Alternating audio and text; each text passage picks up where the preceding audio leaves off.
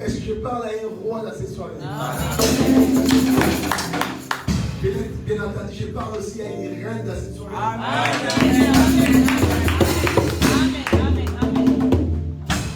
Gloire à Dieu, qui Dieu soit loué. Amen. Prenez place s'il vous plaît. Il fait tellement froid comme ce là. Amen. C'est pas le froid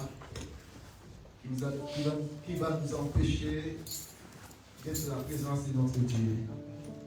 Vous devez venir dans cet endroit glorifier celui qui nous a créés. Amen. Gloire à Dieu, que Dieu vous bénisse. Amen. Je dis à quelqu'un que Dieu vous bénisse. Amen. Amen. Gloire à Dieu.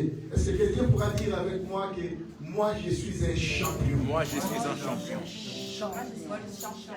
Est-ce que quelqu'un pourra faire voir à celui qui est à côté de lui que toi tu fais partie de la classe des vainqueurs? Je fais partie de la classe des vainqueurs. Amen. Amen. Amen. Ce ne sont pas des slogans, mes amis. Amen. Amen.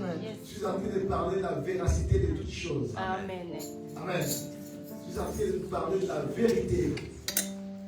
Jésus a dit, vous connaissez la vérité. Et la vérité vous rendra libre. Amen. Dans d'autres termes, dans d'autres versions, il dit, la vérité vous affranchira. Amen. Amen. Amen. C'est un peu d'augmenter un petit peu les volumes de mon micro.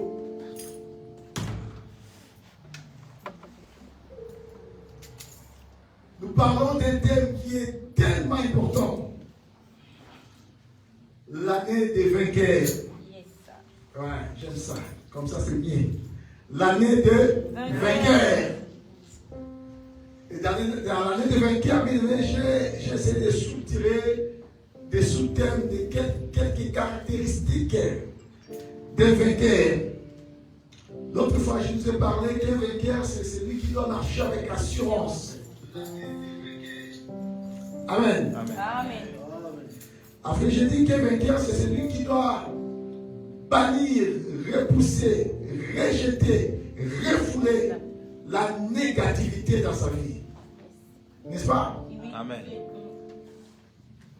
Le mercredi dernier, je vous ai parlé, un vainqueur, c'est celui qui doit risquer. Ou c'est celui qui doit prendre des risques. Shalom. Shalom. Si tu ne prends pas des risques dans ta vie, bien-aimé, tu auras du mal à accéder à des grandes choses dans ta vie. Comme j'avais dit que le dimanche, je ne cesserai de le répéter, nous devons savoir dans la vie, les risques zéro, ça n'existe pas. Qui ne risque rien, n'aura rien du tout dans sa vie. Donc la vie est faite pour des gens qui savent risquer. Des gens qui savent courir des risques. Des gens courageux. Des gens vaillants. Des gens capables de s'exposer à un péril. Des gens capables à oser. Quand une situation ne marche pas dans leur vie. Des gens capables de s'élever pour faire face à une situation, pour faire face à un problème quelconque. J'avais dit qu'à chaque fois que je continuerai à croiser mes bras ou à rester dans l'assouplissement, rien ne changera dans ma vie. Si je vais continuer à vivre toutes les années de la même façon, bien aimé, n'attends-tu pas les grandes choses dans ta vie? À un moment donné, il faut s'élever dans la vie. À un moment donné, il faut prendre des risques dans la vie. À un moment donné, il faut s'hasarder dans la vie. À un moment donné, il faut oser. Si tu veux toujours rester derrière, bien aimé, tu auras du mal à vivre la gloire de Dieu. Amen. Ou les miracles de Dieu. Être un un vainqueur, ce n'est pas seulement un slogan que tout le monde va dire que non, je suis un vainqueur. Nous sommes des plus que vainqueurs par celui qui nous a aimés. Ce ne sont pas des slogans. Ce sont des choses qui sont véridiques. Et nous devons vivre la parole de Dieu. La parole de Dieu est faite pour nous. Elle n'est pas faite pour les autres personnes. Est-ce que quelqu'un pourrait dire avec moi, cette parole est faite pour moi? Cette parole est faite pour moi. Gloire à Dieu. Donc, si la parole est faite pour toi, bien-aimé, tu dois pouvoir vivre la véracité ou la concrétisation ou l'accomplissement de la parole de Dieu dans ta vie. Amen. Shalom l'église. Shalom. Ce ne sont pas des mythes, des choses que nous parlons. Ce sont des oui et des amen. Yes. C'est la véracité de toutes choses. Je ne vais pas dire la réalité. Parce que les choses peuvent être réelles, mais ne sont pas véridiques. Mais moi, je parlais de la véracité, la vérité de toutes choses. C'est cette parole. C'est pour cela que cette année, nous allons essayer de bannir la routine qui a tant accabler notre vie. Notre vie était cernée par la routine, par les choses habituelles, par les défaites habituelles, par les échecs habituels, par les blocages habituels, par des faiblesses habituelles. À chaque fois, je tombe toujours par les mêmes faiblesses. À chaque fois, je tombe toujours par les mêmes erreurs. À chaque fois, je vis toujours la même situation. Quand bien même que les années se succèdent les unes aux autres, mais la situation de ma vie, elle est toujours pareille. Comme si je suis condamné avec une routine dans ma vie. Non, bien aimé, cette année, nous devons bannir cette routine-là qui a tant accablé nos vies, qui a tant régné dans notre vie. Amen. Non, nous n'acceptons plus la routine. Cette année, nous devons vivre des grandes choses. Cette année, nous devons vivre des merveilles de Dieu. C'est pour ça que je te dis, bien aimé, cette année, il faut qu'il soit la révélation de cette année. Amen, amen, amen.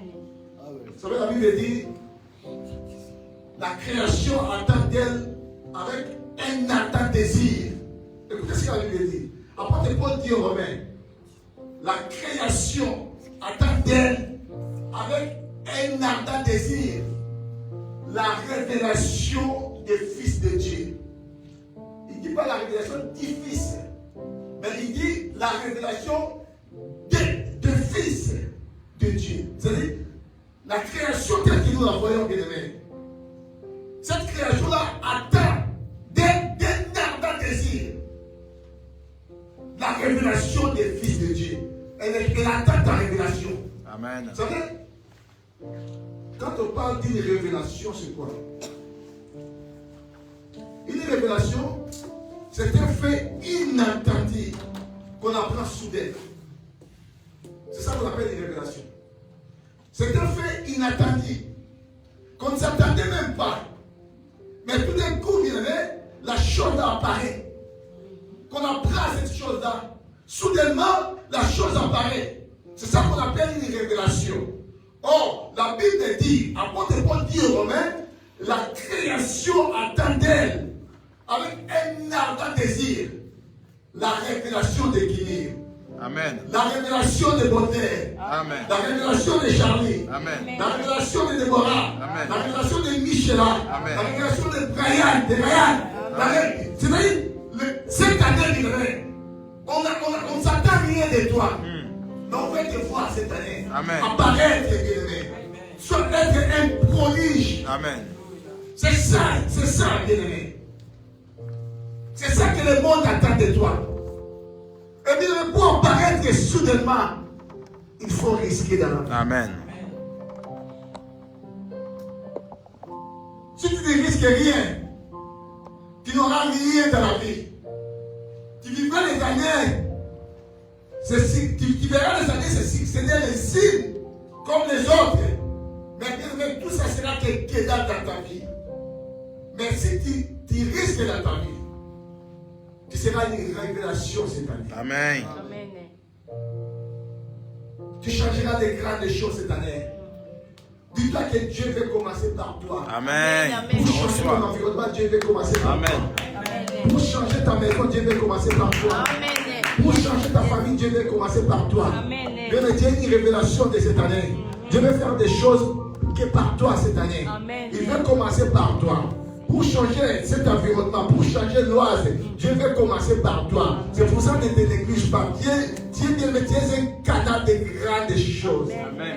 Dieu est un arsenal pour de grandes choses, pour de grandes victoires. Mais cette année, il y a une immense victoire qui t'est réservée. Mais il faut risquer. Il faut chercher à prendre des risques.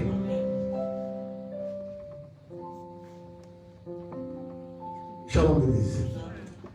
Est-ce qu'on peut lire une portion des Écritures, s'il vous plaît? Nous sommes dans le livre des 2 rois. 2 rois 7, 3 jusqu'à 10.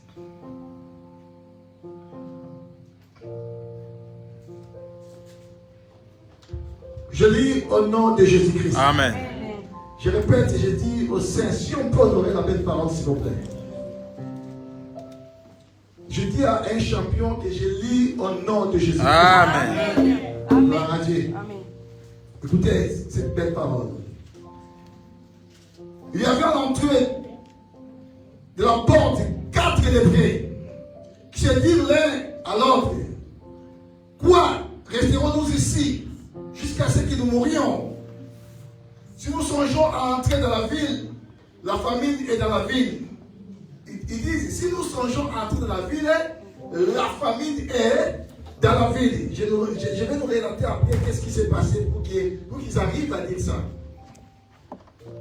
Et nous y mourrons. Et si nous restons ici, nous mourrons également. Alors nous jeter dans le camp des Syriens. Si nous laissons vivre, nous vivons. Et si nous font mourir, nous mourrons. Oh bien aimé. Cette parole m'a beaucoup plu. L'attitude des lépreux. Ils se sont décidés. Ils se sont dit d'aller se jeter dans les camps des ennemis. Si les ennemis les laissent vivre, ils vivront. Et si les ennemis les fassent mourir, ils vont mourir. Donc c'était un risque qu'ils essayaient de prendre. Je continue à leur dire. Nous sommes dans le verset 5.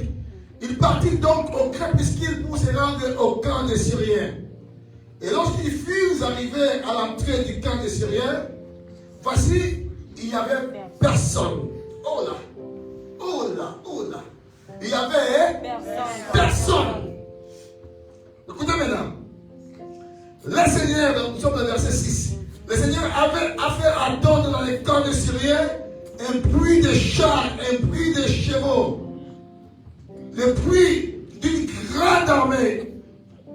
Ils s'étaient dit l'un à l'autre: voici le roi d'Israël a pris à sa sorte contre nous, le roi des Égyptiens et le roi des Égyptiens, pour venir nous attaquer.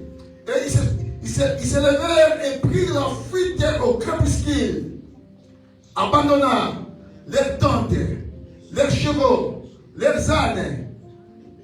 Les camps étaient qu'il était, et ils s'enfuirent pour sauver leur vie. Les lépreux étant arrivés à l'entrée du camp, pénétrèrent dans une tente, mangèrent et burent, en emportèrent de l'argent et de l'or, des vêtements qu'ils en allèrent cacher. Ils rêvèrent pénétrer dans une autre tente et en emportèrent des objets qu'ils en allèrent cacher. Puis ils se dirent l'un à l'autre: nous n'agissons pas bien. Cette journée est une journée de la bonne nouvelle. Si nous gardons le silence et si nous attendons jusqu'à la lumière du matin, le châtiment nous atteindra. Venez maintenant et allons informer la maison du roi. Ils partirent et ils appelèrent les gardes de la porte de la ville, auxquels ils firent ces rapports. Nous sommes entrés dans les camps des Syriens, et voici, il n'y a personne. On n'y attend aucune voix d'homme, et il n'y a que des chevaux attachés et des ânes attachés. Et les tentes comme elles étaient. C'est la parole du Seigneur. Amen. Écoutez-moi bien. Prenez place, s'il vous plaît. C'était dans les temps de guerre. La Bible dit, si vous lisez dans le début de ce chapitre, il y avait un roi, le roi de la Syrie, Ben-Hadad, qui avait tellement cerné la Samarie, et il avait fait la guerre à la Samarie et il a cerné. À tel point qu'il n'y avait pas de sortie, pas d'entrée à Samarie. Parce que c'était le moment de la guerre. Les ennemis ont cerné la ville de Samarie. Pas d'entrée, pas de sortie. Et la vie est tellement devenue tellement chère. Parce qu'il n'y avait pas de vivre. La famine avait frappé de plein fouet la Samarie. À tel point que une femme, bien-aimée, s'est concertée avec sa copine pour manger son fils. Vous imaginez le niveau de la famine. Est-ce que vous avez déjà vécu de telles familles dans la vie? Donc, là où il n'y a absolument rien à manger. Tellement les ennemis sont là. Ils sont aux aguets. Il n'y a rien à manger. Et la femme s'est concertée avec sa copine pour manger premièrement son fils, et après ils mangeront le fils de sa copine. Excusez-moi l'expression bête qu'il était cette dame. Elle a commencé, elle a tué son fils, et ils ont pris son fils et ils ont mangé son fils. Arrivé autour de l'autre, pour que l'autre aussi fasse pareil. Et l'autre était tellement maligne, pas seulement maligne, elle était intelligente, aussi sage. Quand même qu'il a la famine, on ne peut pas tuer mon fils pour le manger. Elle a refusé de tuer son fils. Et la femme, déboussolée, dépaysée, désorientée, elle cria au roi, elle dit, roi, sauve-moi, roi. Roi dit, mais à quoi pourrais-je te sauver? Si l'Éternel ne te sauve pas, à quoi pourrais-je te sauver? Mais qu'est-ce qu'il y a? Quelle situation qui te vit? Et la femme a commencé à relater ce qui s'est passé. Oh, le roi, quand il a entendu toutes ces choses-là, tellement que la Samarie, Israël était entrée dans une disette totale, dans une crise, dans une famine totale. Le roi déchira ses habits. Et le roi mit un sac. Et à cette époque-là, le prophète était Élisée. Le roi dit même non. Si demain, la tête d'Élisée, ça se trouve sur lui, que Dieu me traite. Parce que le roi avait décidé de couper, de décapiter Élisée. Aujourd'hui, les hommes de Dieu, des fois, sont méprisés. Mais à l'époque, un prophète en Israël jouait un rôle prépondérant. Si le roi s'adressait au prophète, parce que c'est le prophète qui devait donner la solution. C'est le prophète qui devait déclarer les choses. Parce que le prophète, il ramenait les insights de l'Éternel. Un prophète majeur, quand il arrive, bien aimé, il faut qu'il ramène les insights de l'Éternel. C'est tellement important. Nous sommes là. Amen. Gloire à Dieu. Et quand le roi envoya ses serviteurs pour aller vers Élisée, Élisée, comme il avait un esprit supérieur, son esprit déambulait partout. Élisée avait vu. Élisée était même capable d'écouter ce que les rois de Syrie conspiraient contre Israël. Il avait la double portion de l'onction d'Élie. Donc il était tellement un prophète puissant. Il voyait des choses loin. Il écoutait aussi des choses qui se faisaient dans d'autres pays, mais lui il écoutait. à que Dieu nous donne des capacités là. Amen. C'est tellement important dans l'église. Shalom l'église. Shalom. La Bible dit, elles ont prophétisé demain, à la même période, ce qui est cher comme nourriture, demain ça baissera. Et demain on aura de la nourriture à gogo ici à Samarie. Mais ce qu'Élisée avait dit bien demain, ça semblait être impossible aux yeux des hommes. Mais devant Dieu, il n'y a rien qui est impossible. Amen. Amen. Shalom l'église. Shalom. Dis-toi que bien aimé, devant Dieu, rien n'est impossible devant Dieu. Tout est possible devant Dieu. La Bible dit, il y avait à l'entrée de la ville 4 lépreux. Je n'aime pas ce langage aussi, comme j'ai l'habitude de vous le dire. On parle de 4 lépreux. On n'a pas parlé de leur nom. On n'a pas parlé de leur généalogie. On parle que des 4 lépreux. Donc, le nom qu'on a attribué à ces jeunes-là, aux hommes-là, c'était le nom de lépreux parce qu'ils souffraient de la lèpre.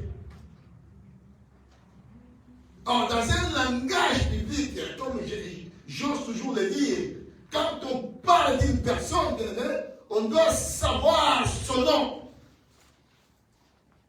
De qui est-il le fils? C'est tellement important.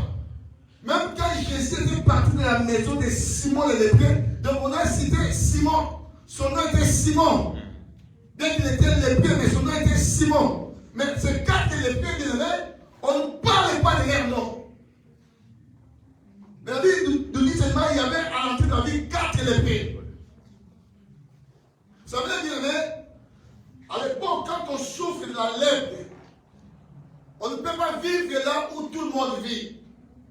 Ce sont des gens qu'on mettait en quarantaine. Ce sont des gens que la société boycottait. Ce sont des gens que la société vilipendait. Ce sont des gens que la société négligeait. Ils n'avaient pas d'importance. Et le bien, c'est quelqu'un qui est méprisé. C'est pour ça qu'il n'a même pas le droit de vivre avec les autres. Si vous lisez les Lévitique, bien aimé, et les pays, ils portaient même les vêtements déchirés. Ils n'avaient pas le droit de porter des bons vêtements comme vous et moi. Aussi longtemps qu'il atteindra, qu'il vivra avec cette maladie, la lèpre, il aura dans sa vie les vêtements déchirés. Et il criera impur, impur. Et l'impur, c'est quelqu'un qui est impur. C'est quelqu'un qui n'a pas le droit d'aimer. C'est quelqu'un qui est privé de tout. C'est quelqu'un qui doit vivre seul. Qui est privé de sa famille. Shalom l'église. Shalom. C'était déjà négligé par la société. Déjà totalement vilipendé, sans importance. De moins à rien, de bon à rien. Mais bien aimé, Dieu fait toujours des choses qu'on néglige. Yes. Amen, amen. Des choses que les gens ne portent pas regard. Ce sont des choses que Dieu veut utiliser pour Amen. sa gloire. Amen, amen. C'est pour cela, bien aimé, ne te néglige pas cette année. Amen. Amen. Ne dis pas que non, moi je suis incapable. Je ne peux pas faire ça. Je ne peux pas faire ça. Bien aimé, ne te néglige pas. Va seulement avec la force que tu as. Le reste, Dieu va t'accompagner. Amen. Amen. Déjà totalement bien aimé, écarté dans la société. La société a même volé leur identité.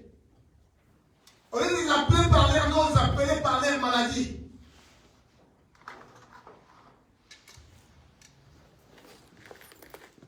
La société les a totalement négligés. Leur place était hors du camp, hors de la Samarie. Si déjà les gens qui étaient les gens normaux vivaient déjà dans la famine, et vous imaginez comment les bébés doivent vivre. Si déjà la famine avait frappé de plein fouet la Samarie, les gens qui étaient normaux, les gens qui étaient considérés dans la société, vivaient déjà la famine. Ils crevaient la faim. Imaginez bien même le temps, les gens que la société a rejetés. Yes.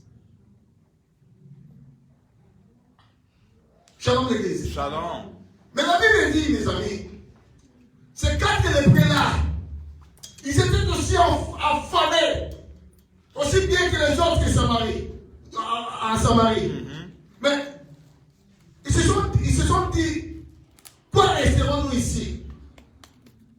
Déjà à Samarie, nous sommes rejetés. En Israël, on ne nous donne pas de la valeur. On nous a chassés.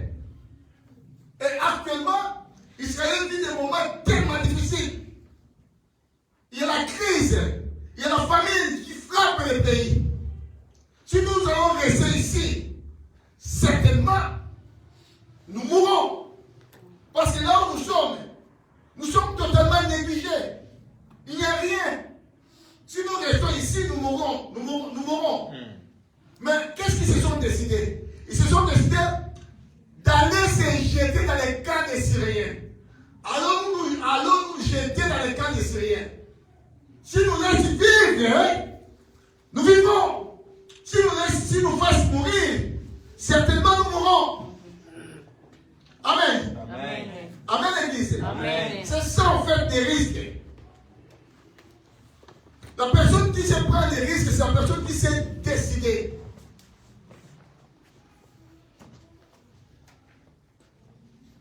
Si je vis, ça sera pour la gloire de Dieu. Si je meurs aussi, ça sera pour la gloire de Dieu. Amen. Mais néanmoins, j'ai pris des risques dans ma vie. Amen. Shalom l'église. Shalom. Tu ne peux pas aller de l'avant si tu ne sais pas prendre des risques dans ta vie.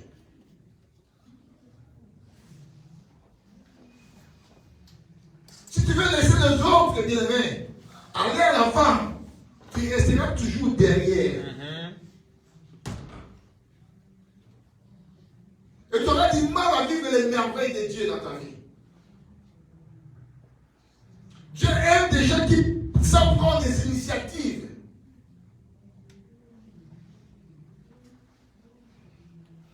Les lépreux ont voulu prendre des initiatives dans leur vie. Ils ont voulu prendre des risques. Parce qu'à ce temps-là, Israël combattait avec la Syrie. Et la Syrie avait siégé Israël. À tel point qu'il n'y avait même pas de vivres en Israël. Et ils se sont décidés d'aller se jeter dans les camps des Syriens. C'est un risque, bien-aimé. D'aller se jeter dans les camps de tes ennemis. Il dit même, après, si nous laissons vivre, nous vivons. Si nous laissons mourir, si nous fassons mourir, si nous font mourir, nous mourrons. Mais néanmoins, nous allons nous jeter dans leur camp. Parce que nous rentrons dans la ville à Samarie, la famine nous attrapera et nous allons mourir. Ça ne sert à rien de retourner à Samarie. Parce que nous sommes déjà rejetés à Samarie. Mais maintenant, il faut que nous allions dans les camps des Syriens. La Bible dit, ils partirent au crépuscule. Quand on parle de crépuscule, c'est-à-dire vers l'aurore, vers 3 heures de temps là, comme ça. Là. Au crépuscule. Ils partirent dans les camps des Syriens. Mais écoutez maintenant, bien-aimés. Et ils en allaient normalement. Ils partaient normalement, comme toute autre personne. Mais la Bible dit, quand ils en allaient se jeter dans les camps des Syriens, la Bible dit, Dieu avait fait attendre leur pas. Et ils marchaient normalement. Déjà, un lépreux, c'est quelqu'un qui a des plaies un peu plus partout. santé, dans les pieds, dans les pieds, à la tête, au bras, partout ils ont des plaies. Mais quand tu marchais, bien aimé, mais Dieu avait changé les pas à une grande armée. Et il marchait, mais dans les cas adverses, dans les cas des Syriens, dans les cas des ennemis, ils attendaient le bruit des chars de combat, le bruit des chevaux, le bruit d'une grande armée qui venait les attaquer. Bien aimé, regardez comme Dieu fait des choses dans la vie des gens. Des gens négligés dans la société, des gens vilipendés dans la société, mais quand ils partaient se jeter, quand ils en allaient se jeter dans le camp des Syriens, Dieu avait transformé leur pas à une grande armée. Shalom l'église. Shalom. Et l'armée adverse là, des Syriens, ils se sont dit entre eux, certainement, le roi d'Israël a pris à sa solde le roi des Égyptiens et le roi des Égyptiens pour venir s'attaquer vers nous. Et ils attendaient le son des grandes armées, des grands arsenals qui venaient les attaquer dans le cas des Syriens. Mais ce n'était pas ça. C'est seulement Dieu qui a transformé les pas de ces quatre lépreux. Amen. Shalom. Shalom. Mais quand tu prends des risques Yes. dans ta vie, Yes. Dieu va t'accompagner. Amen. Dieu aime des gens qui savent prendre des risques. Des gens qui ne restent pas des mains croisées. Des gens qui vont de l'avant. Malgré les échecs, malgré les blocages. Mais tu ne restes pas là. Tu dois prendre encore ta marche. Tu dois continuer ta marche. Tu dois aller de l'avant. Tu dois essayer de prendre des risques. C'est les premiers en prenant des risques dans leur vie. Dieu a transformé leur pas. Amen. La Bible dit, les Syriens se sont mis en débandade. C'était sort équipé. Comme ils écoutaient les prix des chars de combat, les prix je ne sais pas si c'était des missiles qui s'écoutaient là derrière le camp, ils ont voulu se sauver. Ils ont voulu sauver leur vie. Et ils ont tout abandonné. Des vivres, des minéraux, des vêtements. Ils ont tout abandonné. Ils étaient en débandade. C'était sauf équipé. Et la Bible dit, quand les quatre lépreux entrèrent dans la ville, il n'y avait personne. Ah, gloire à Dieu, bien-aimé. Dieu fait des choses dans la vie des gens. Dans la vie, il faut risquer. Si tu ne risques rien dans ta vie, n'attendez pas des grandes choses. Dans la vie, il faut oser. Dans la vie, il faut être courageux. Amen. Si tu continues à être peur et craintif, rien ne changera dans ta vie. Amen. S'il y a des choses qu'il faut se lever, mais tu dois te lever pour faire face à toutes ces choses-là. Si tu veux changer la donne, si tu veux changer des choses, bien aimé, il faut prendre des risques dans ta vie. Qui pouvait oser aller dans les camps des Syriens? Même le roi d'Israël n'a pas osé entrer dans les camps des Syriens. Le peuple qui était là, en Samarie, personne n'a voulu entrer dans les camps des Syriens. Mais les quatre négligés, méprisés par la société, ils ont pris des risques pour entrer dans les camps des Syriens. Et c'est par ces quatre lépreux qu'Israël avait eu des vivres. Amen. Amen. Amen. C'est pour ça que je dis par toi, ta famille aura des grandes choses. Amen. Dieu t'a choisi pour ramener des grandes choses Amen. dans ton environnement. Amen. Dieu t'a choisi, bien-aimé, pour relever des grandes choses dans ta famille. Amen. Tu as choisi, bien-aimé, pour aider un grand nombre de gens. Amen. C'est pour ça que toi, tu dois prendre des risques. Amen. Les lépreux étant arrivés dans une tente, on me dit, ils mangeaient, ils ont pris de l'argent, ils ont pris de l'or, ils ont pris des vêtements, ils sont entrés dans une autre tente, ils ont pris de l'argent, de l'or, des vêtements, ils en allaient cacher tout ce qu'ils avaient pris. Mais après, ils se sont dit entre eux, nous n'agissons pas bien. Cette journée, c'est la journée de la bonne nouvelle. Nous allons rentrer maintenant, annoncer dans la maison du roi qu'il y a du vivre. Là où nous étions partis, dans les cas des Syriens, il y a du vivre. Bien, mais la Samarie avait de quoi manger par le biais de ces 4 personnes. Parce que les 4 lépreux avaient pris des risques dans leur vie. Amen. Si tu prends des risques, tu vas relever beaucoup de défis dans ta famille. Amen. Si tu prends des risques, bien aimé, tu relèves beaucoup de choses dans ton environnement. Amen. Dieu aime des gens qui savent prendre des risques. Dans ta vie, tu dois prendre des risques. Amen. Ne laisse pas des choses telles qu'elles sont, des choses qui ne vont pas bien dans ta vie. Et tu normalises toutes choses. Non, bien aimé. Dieu aime des gens qui savent prendre des initiatives, des gens qui savent les risquer dans la vie. Tu ne risques rien.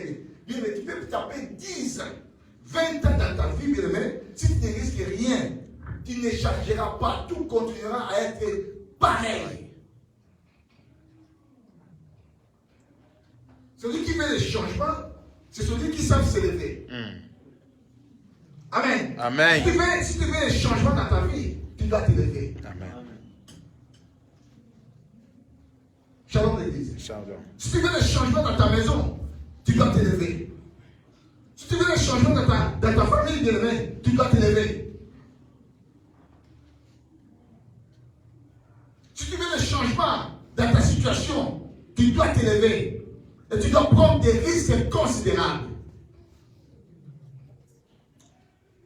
Les risques zéro, ça n'existe pas. Si tu continues à croiser tes bras, comme si rien n'était, mais tu vis dans une souffrance extrême, tu continueras toujours à vivre dans cette souffrance-là. Tu continueras toujours à vivre dans ces problèmes-là. Tu continueras toujours, bien aimé, à subir. Mais Dieu aime des acteurs, des gens qui dirigent. Amen. Et Dieu parmi eux, bien aimé. Amen. Et cette année, c'est pour ça que je te dis, tu es la révélation de cette année. Amen. On n'attend rien de toi. Mais soudainement, tu dois apparaître. Et tu prendras des risques considérables. Et tu marcheras dans la gloire de Dieu cette année. Non, je ne sais pas si tu m'as compris. Amen. Lève-toi, sois éclairé. Amen. Car ta lumière Arrive. La gloire de Dieu se lève sur toi. Amen. Sois éclairé, bien-aimé. Amen. Lève-toi. Sois éclairé. Amen. Ta lumière arrive. Si les lépreux ont pris des risques et ils ont gagné, ils ont ramené à manger à une grande ville parce qu'ils ont pris des risques. Mais des risques peuvent te ramener à des grandes choses. Amen. À la grandeur. Amen. C'est pour ça que il faut prendre des risques dans la vie. Amen. Un champion, je dis bien un champion, un vainqueur, il doit prendre des risques dans sa vie. Jésus était vainqueur parce qu'il avait pris des risques. Tous ceux que nous connaissons, bien aimés, ils avaient pris des risques dans leur vie. C'est pour ça, aujourd'hui, nous parlons d'eux dans la Bible. Bien aimé, si tu fais que le monde parle de toi, si tu fais que, bien aimé, cette contrée de lois parle de toi, bien aimé, tu dois prendre des risques. Amen.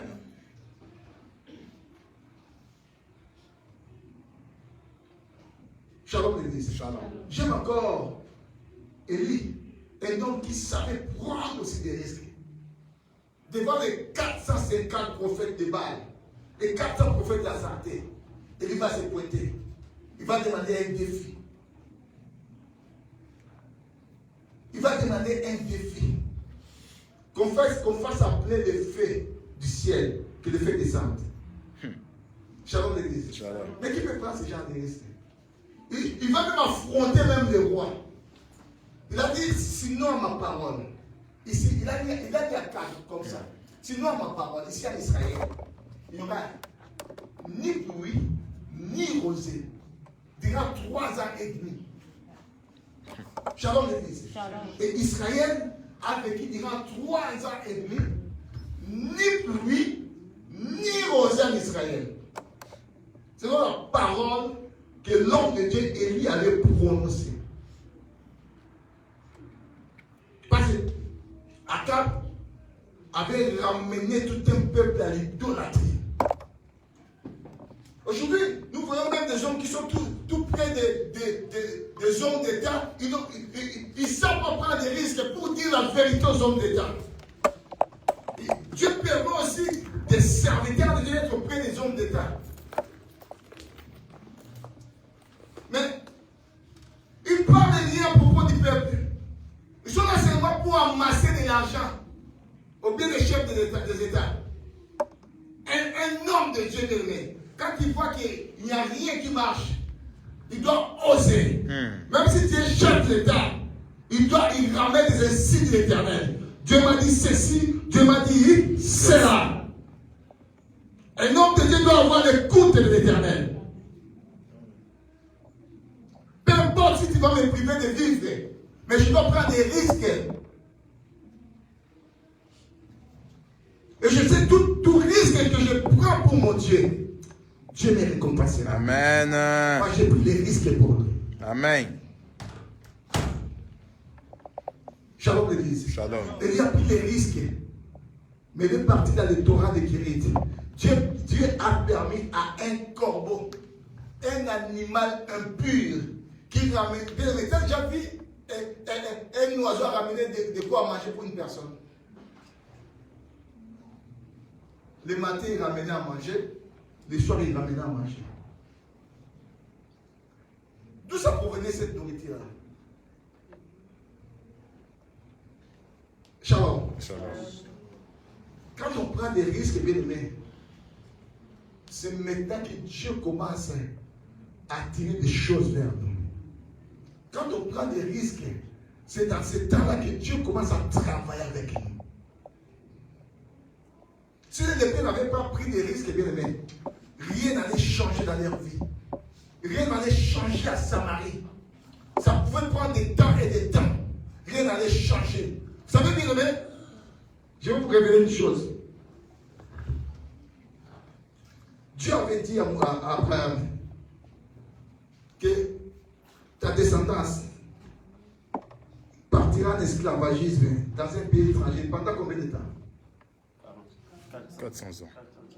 Pendant combien de temps? 400 ans. Pendant 400 ans. Mais est-ce qu'ils ont fait 400 ans en esclavage? Nous sommes là? Oui. Est-ce qu'ils ont fait 400 ans en esclavage? Non. Pourquoi? Ils ont fait combien de temps? Ils ont fait 400? Ils ont fait... Répondez-moi, est-ce que nous sommes là, les amis? Ils ont fait 430 ans. Il y avait encore un 30 ans qui s'est ajouté. Mais Dieu avait dit 400 ans. 400 ans. Mais il y avait encore 30 ans qui s'est ajouté. Vous savez pourquoi? Vous savez, alors je vais vous révéler maintenant. Parce que Dieu cherchait quelqu'un pour prendre des risques, pour enlever ce peuple dans l'esclavagisme. Mais il n'y avait personne. Dieu peut prononcer une parole, bien aimé. Dieu peut prononcer une promesse. Mais s'il n'y a personne qui sait prendre des risques, bien aimé, la chose pourrait encore prendre beaucoup de temps. Amen. La situation pourrait encore durer beaucoup. Pourquoi? Parce qu'il n'y a personne qui s'élève. C'est pour cela qu'il faut s'élever. Même si tu es dans la promesse de Dieu, si tu restes dans ta chambre à dormir jour et nuit, bien aimé, rien ne changera dans ta vie. Amen. Amen. Amen. Lève-toi et marche. Comme ça, il a été dit à Jérusalem, lève-toi et sois éclairé. Pourquoi? Parce que ta lumière arrive.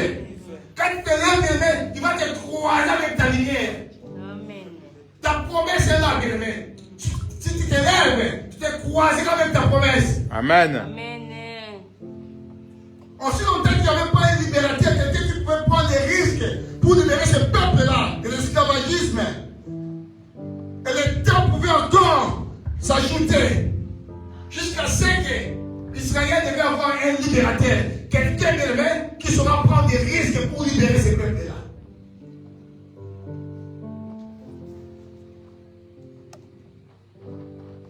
Tu veux changer ta famille. Tu veux changer ton environnement. Tu veux changer ta sphère. Il faut prendre des risques. Si tu ne prends pas, rien ne changera, je te dis. Même si Dieu mettait la promesse que cette année, il y a des choses qui vont se passer dans ta vie. Mais si tu ne te lèves pas, bien-aimé, rien n'arrivera. Tu vas encore élargir la promesse de Dieu dans ta vie. Parce que Dieu aime des gens qui s'élèvent et qui savent prendre des risques. Ces 4 élèves bien ont voulu prendre des risques. C'est-à-dire au péril de leur vie. Ils se sont dit même entre eux, si le Seigneur nous laisse vivre, nous vivons.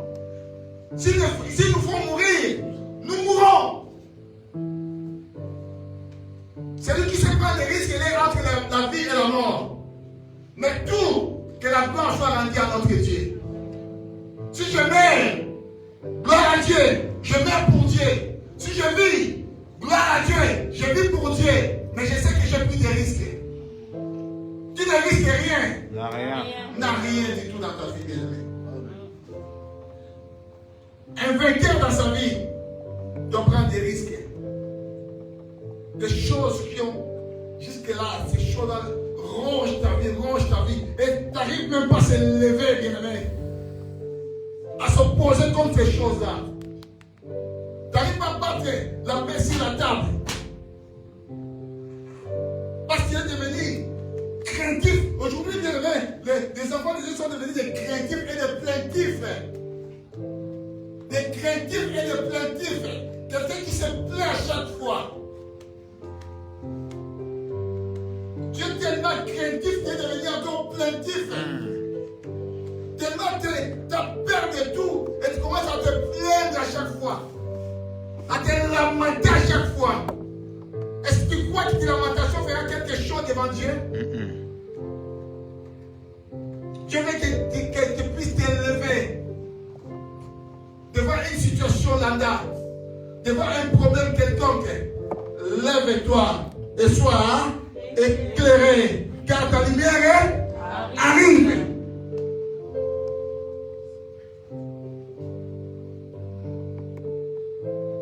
Est-ce que nous sommes là? Amen.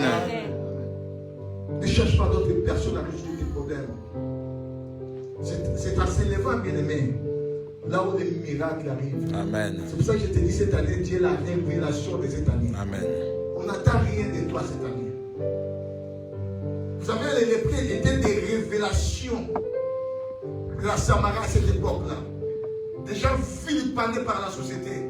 Des gens méprisés, négligés. De beaux à rien, sans importance. Mais par eux, bien-aimé, la ville de Samarie a été nourrie totalement. Yes. Par eux, bien-aimé, tu es négligé dans ta vie, bien-aimé. Mais par toi, Dieu fera des grandes choses. Je dis à quelqu'un, par toi, bien-aimé, Dieu va faire des grandes choses. Je reçois. Par toi, bien-aimé, Dieu va exalter des grandes choses. Par toi, bien-aimé, il y aura des grandes choses. Amen. Par toi, il y aura des immenses bénédictions. Par toi, bien-aimé, il y a une élévation dans cette église. Par toi, même si, bien-aimé, on te fait aucun cas, mais par toi, bien-aimé, l'église ira de l'avant. Par toi, bien-aimé, par toi, bien-aimé, et ta famille, bien-aimé, réussira. Dieu t'a choisi, mais il faut prendre des risques. Shalom l'église. Ta famille ne prie pas, Dieu t'a choisi pour ramener l'évangile dans ta famille. Et pour ramener cet évangile, il faut prendre des risques.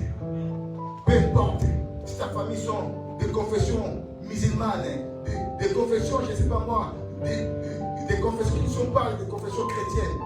Mais c'est à toi qui as reçu la révélation du Fils de l'homme de prendre des risques, de ramener l'évangile dans ta maison. C'est risquant. Mais quand tu fais avec Dieu, Dieu va t'accompagner. Shalom l'église.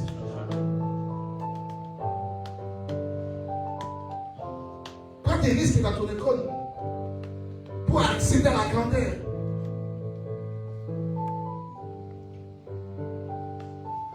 Prends des risques. Partout, là où Dieu t'a ramené, tu dois prendre des risques.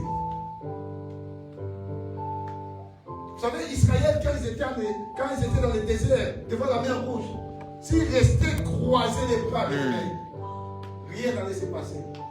C'est pour ça que Dieu même a dit à Moïse, dis à ces peuples de faire quoi? De marcher. C'est en marchant que Moïse avait pris sa verge et l'a tapé sur la mer. Et la mer a fondu à deux. C'est en marchant. C'est en prenant des risques. Les Jourdains pour reculer devant Israël. Parce qu'Israël marchait. Les sacrificateurs qui tenaient l'arche de l'alliance, ils marchaient quand ils ont vu Jourdain. Les fleuves Jourdain. Ils n'ont pas voulu reculer derrière, non. Ils ont conduit leur marche. Ils ont pris l'arche d'alliance. Et en marchant bien, et Jourdain commençait à reculer devant eux. C'est parce qu'ils avaient pris des risques.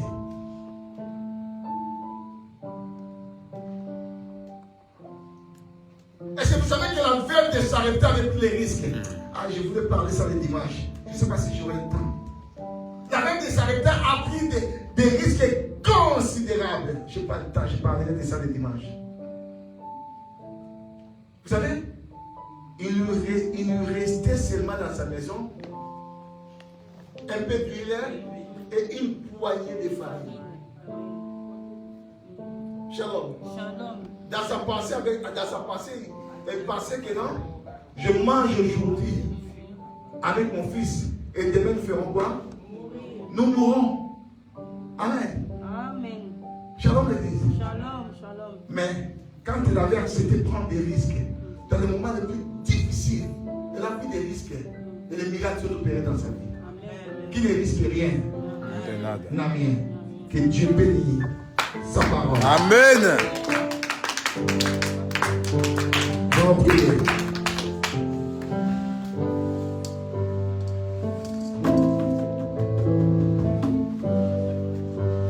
Alléluia.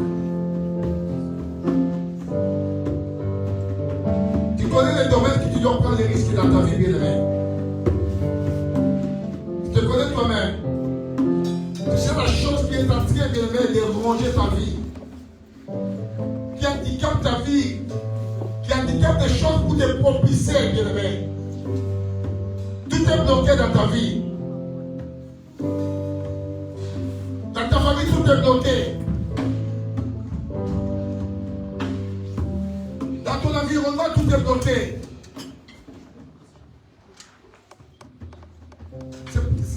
C'est parce que tu ne prends pas des risques. Aujourd'hui, tu vas te demander des capacités. Que Dieu te capacite à prendre des risques dans ta vie pour changer la donne, pour changer les situations.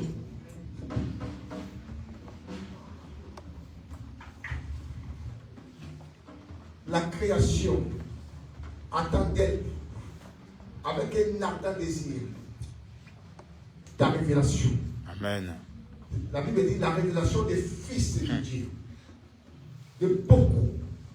Des fils de Dieu. Tu en fais partie. Tu es un fils de Dieu. Amen. Et la création attend de toi avec un ardent désir de grandes choses. Amen. La création a besoin que tu fasses des grandes choses. Amen. Pourquoi? Parce que toi, tel que tu es là, tu es un fils de Dieu. Amen.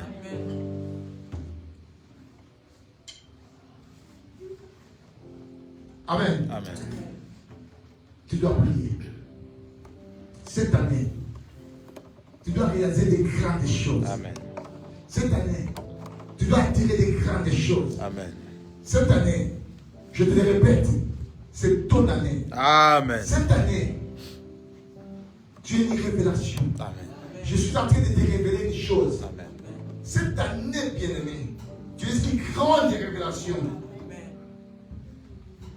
Amen. Amen. Commence à prier, commence à prier. Oh Seigneur Au nom de Jésus. Jésus de Nazareth, tu nous as dit Au nom de Jésus. Au nom de Jésus. Alléluia. Alléluia. Alléluia. Shandamakash. Shindamakash. Indamakash. Ikamakash. Alléluia. Alléluia. Oh, le roi de mon Dieu, c'est toi. Je te loue le nom. Cette année, c'est mon année. Cette année, c'est mon année.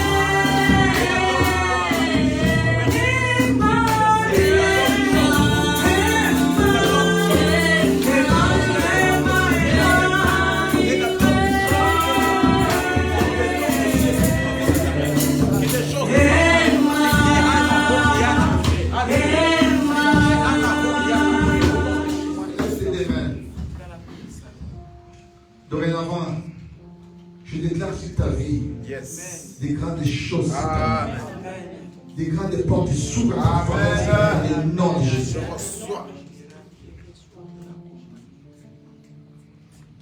Cette année, tu ne vas pas avec cette maladie-là. Je reçois. Je prophétise sur toi. Yes. Là, au moment où je prophétise, la maladie est en train de quitter ton corps. Je le crois au nom de Jésus. La maladie est en train de quitter ton corps. Dans le nom de Jésus. Dans le nom puissant de Jésus. Au moment où je prophétise, la stérilité est en train de quitter ton corps. Dans le nom de Jésus. Dans le nom puissant de Jésus. Au moment où je prophétise, maintenant, le blocage est en train de quitter ta vie. Le blocage, ce n'est pas maintenant du blocage. Ce n'est pas maintenant dans le nom de Jésus. Avance.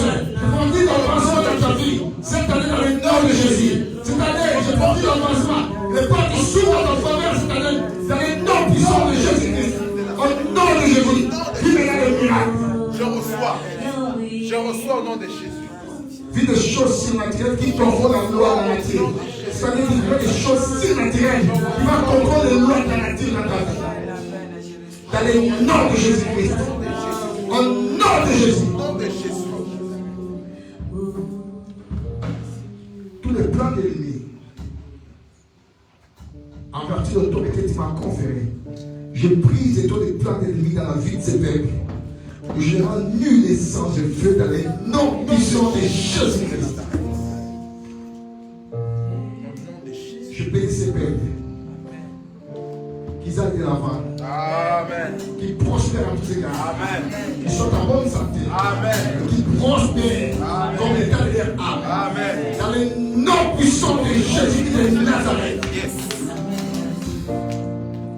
Tu veux le succès. Je reçois. Tu veux la réussite de l'âme. Au nom de Jésus. Que Shaddai bénisse sa parole. Amen.